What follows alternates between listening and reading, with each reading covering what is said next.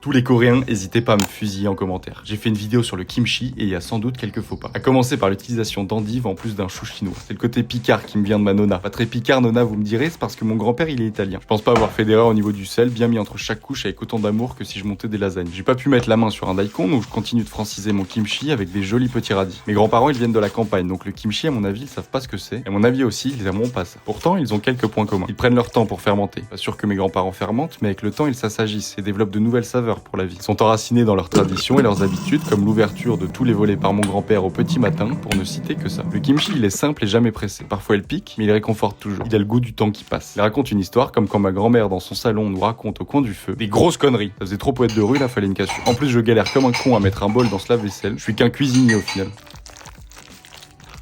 Ça, c'était le son de la préparation pour mariner le chou et les endives. À s'y méprendre. Après les avoir bien rincés de tout leur sel, tu peux mariner tes choux en passant tes doigts entre chaque couche. Et vient la consécration, la mise en bocaux. Bien tassé, j'ai séparé le chou des endives pour éviter d'affoler un peu plus les Coréens. Après quelques jours de fermentation à température ambiante, je les mets au frigo. Ah, et au fait, j'ai utilisé des piments séchés espagnols à la place du gochujang. Désolé, mais